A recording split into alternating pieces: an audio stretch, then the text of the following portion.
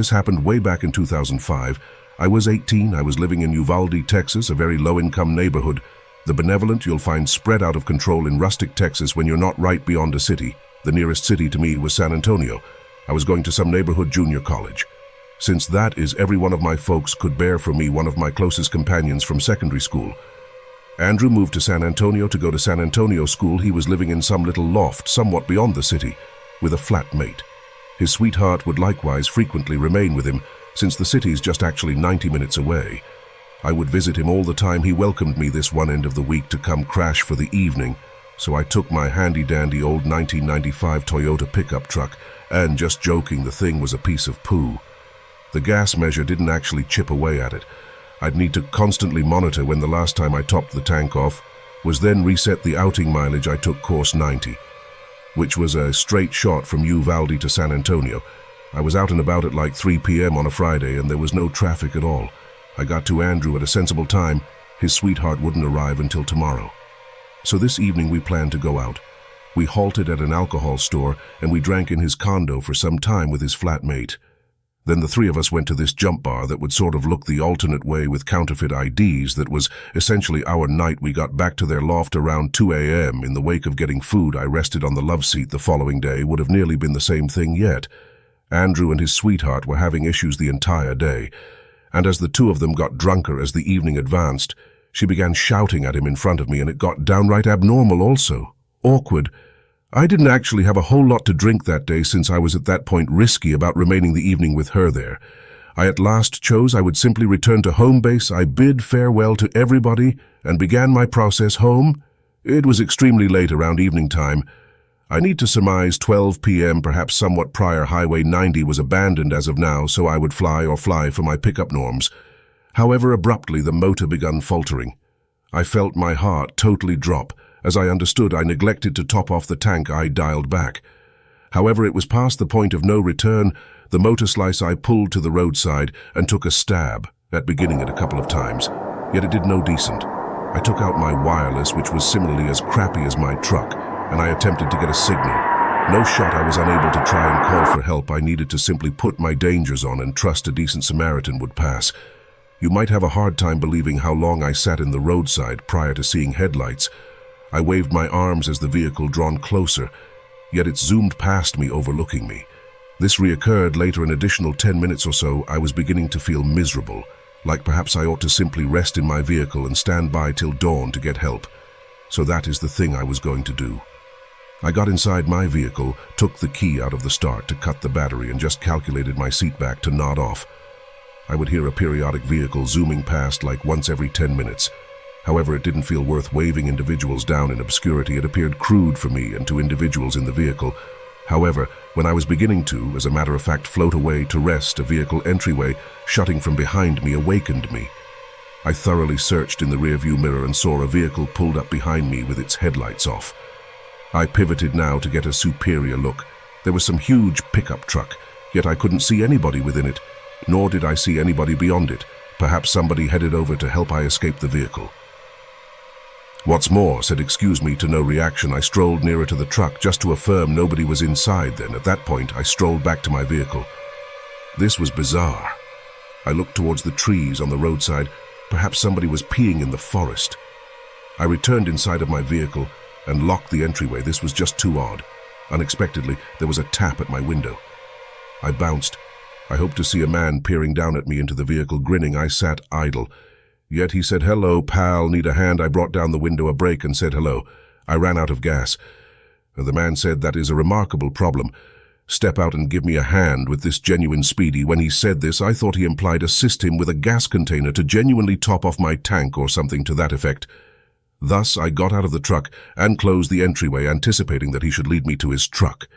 Yet he remained there, looked down at me, since he was a lot taller as yet, grinning, and said, "I really want you to void your pockets, please."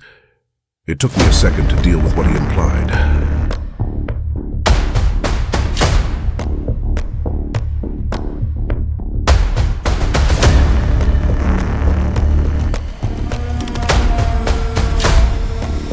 I I was in a real sense a broke understudy driving a piece of pickup truck I wasn't going to get denied of the, as it were, cash I had and my telephone I ran for it in the course of the trees. I'm little yet quick. I pivoted and saw he was pursuing me. Once I made it into the trees, I crisscrossed out of control until I appeared to lose him. Then I hunched behind a major tree to get my breath. When I heard him drawing closer, I calmed my breath. I heard him say, "Without holding back, I'll kill you, piece of." I couldn't say whether he was simply saying it without holding back bitterly or then again in the event that he needed me to hear it, yet I was excessively terrified to move even after I heard his strides move away. I didn't move, truth be told. I remained in this position the remainder of the evening, ultimately laying behind this large tree up until first light. I revisited to the roadway to my truck, and the truck behind me was gone, yet my truck's entryways were both open. I found that my glove box had been gone through and totally discharged of anything fairly significant, my wool.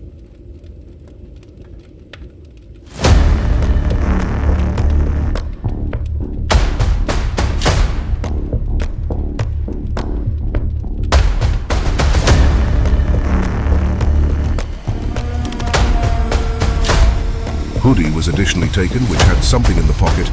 I'm certain I at long last figured out how to wave down a decent Samaritan, and he gave me a ride to the nearest service station. I purchased a fuel can, filled it with gas, and the man brought me back to my vehicle, where I filled my tank barely enough to drive the truck to a gas station to top off totally. Then I went straight home. This was a reality growth opportunity for me, that there are terrible individuals out there who will attempt to exploit you when you're in a weak spot. Yet there are likewise great individuals like the one who helped me at the point when I was 18. I was extremely juvenile and guileless. I was somewhat of a jerk when I was on the street, blaring at whatever point I got anxious, marginal, removing individuals. Thinking back now, it was exceptionally idiotic. And assuming I at any point have children, I'll be simply a lot more severe with them to the extent that they're driving. That being said, I drove a parcel for somebody my age. I disappeared to school 5 hours from home. Regardless what day of the week, traffic generally gets appalling the nearer I get to home. So during breaks, I'll commute home around evening time to stay away from this. It goes from a 4 to 5 8-hour drive down to a 3-hour drive. It was the start of winter break. As the fall semester just finished, every one of my companions left for home around the same time. I just held up till later on in the night to head out in light of the fact that there's nothing I disdain more than traffic. I used to drive a Mazda 3 that I would beat the ever-living poo out of. And honestly, I used to be known for driving my vehicle to a close-to-purge tank reliably. Individuals would remark on it at whatever point they'd be in the vehicle with me, and I'd continuously guarantee them that the vehicle would in any case have at least 30 m to go, even after the needle would hit gas. I figured out the night I was driving home from school that I was wrong. I was just similar to an hour into my drive on the highway. The needle was on E, and I was rolling the dice one too many times, pausing for a service station sign rather than looking into the closest one. On the guide, the vehicle began making these abnormal sounds out of nowhere, and shocking. And that is at the point when I understood I might have really run the tank void this time. I got off the first off-ramp and trusted it would lead right to a service station. This exit was dim, however, with no street lamps, and there was only woods on either side. I was terrified to dial back and lose my speed since I couldn't say whether I'd have enough gas to find a corner store. I blew through the stop sign toward the finish of the slope and made a sharp fest turn on the converging street, which was another dull street encompassed by wood. I was in a bad way. The vehicle in the end ground to a halt and the motor passed on. Things just deteriorated at the point when I took out my telephone and saw I had no bars. I have T versatile, which is the most exceedingly terrible conceivable. Gathering any place far from a significant city, I had a go at calling 911 since I was moronic and believed that 911 works even without gathering. Of course it didn't. I was alarmed in light of the fact that I didn't have any idea what to do. I turned on my danger lights and only sat tight for somebody to pass by. It was quite a while before I saw headlights drawing nearer. When I did, I streaked my headlights at them, and they passed me, turned around sharply, then pulled up on the grass behind me. I didn't have any idea who was escaping that vehicle, however, and I was an 18-year-old unprotected young lady. I just broken the window down a tad as this man moved toward my vehicle. I let him know I need assistance.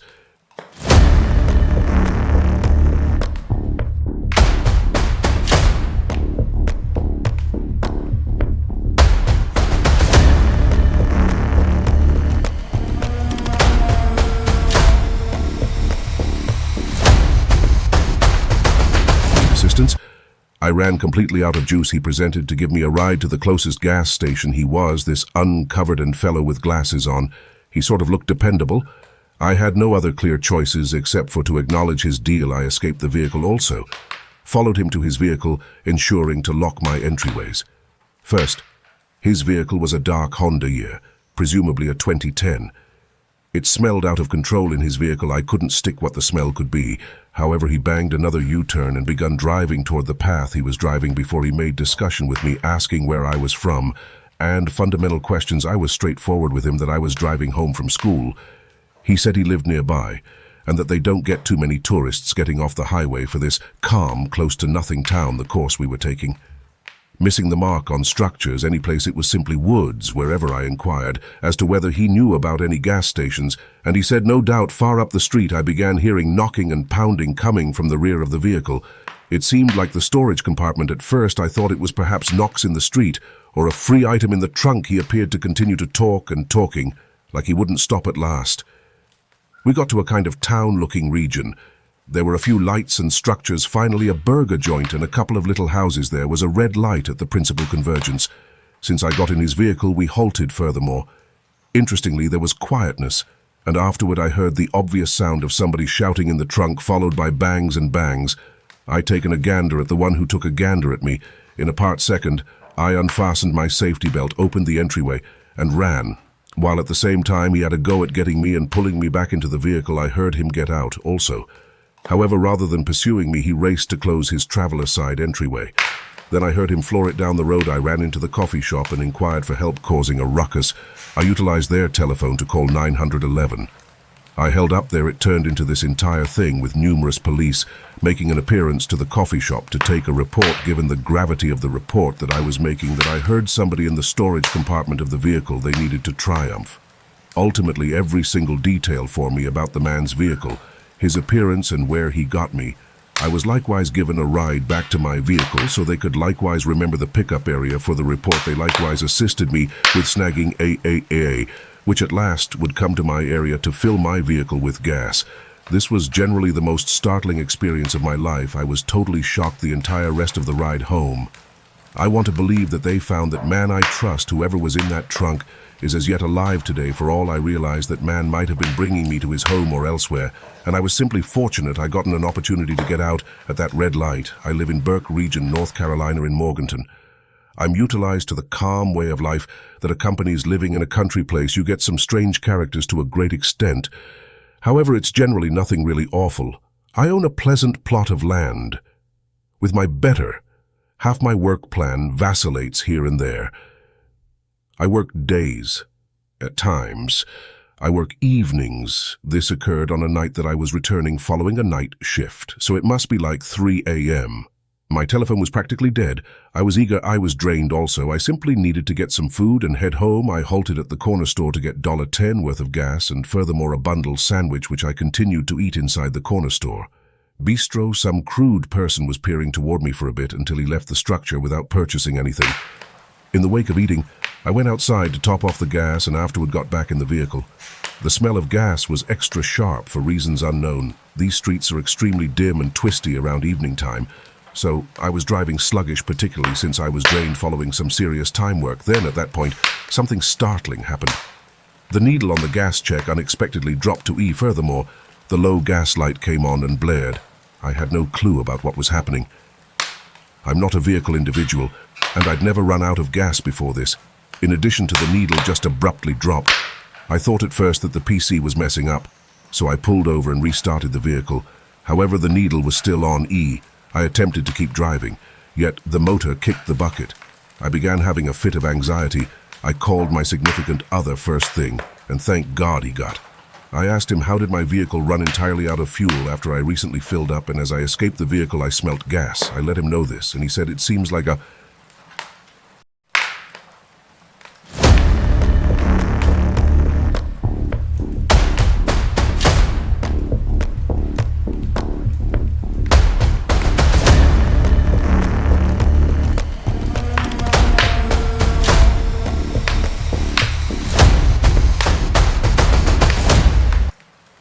I have a break. He told me he'd head directly finished, and he'd call our emergency aids organization. However, At that point, I heard a vehicle accompanying no headlights also, out of nowhere. It halted not a long ways behind my vehicle.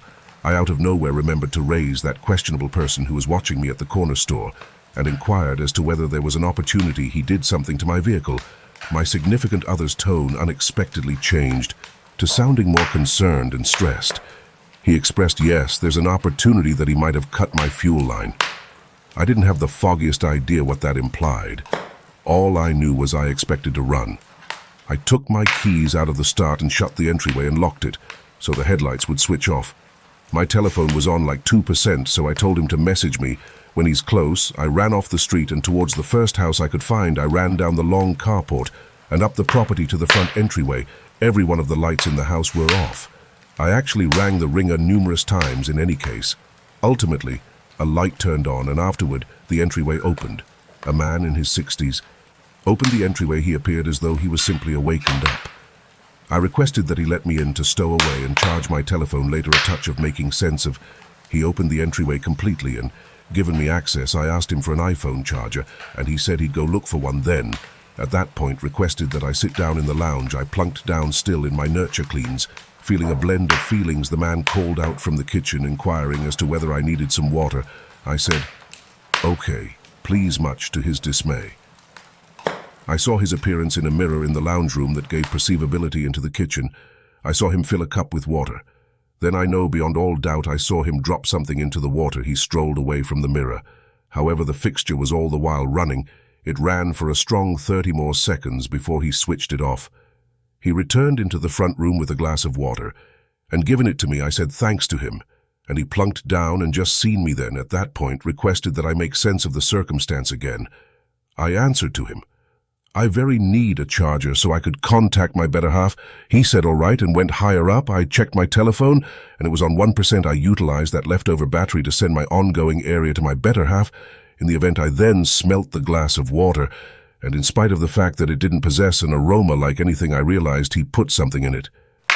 Presently, I needed to go with the choice of, regardless of whether I ought to leave on one hand, I expected to gravely charge my telephone on the other. I was almost completely certain he did something to this water. I heard him walk strolling down the steps and he said he has no iPhone charger since he has an Android. After he said this, I got up and strolled straight for the entryway. I'm not a numbskull. Once outside, I ran down the carport to the street. I wanted to hurl. I was unable to accept two separate possible occurrences from two unique men occurred in one evening. I crawled at the edge of the street. Behind the trees, I took out my telephone and sent my refreshed area. And right around now was the point at which my battery kicked the bucket.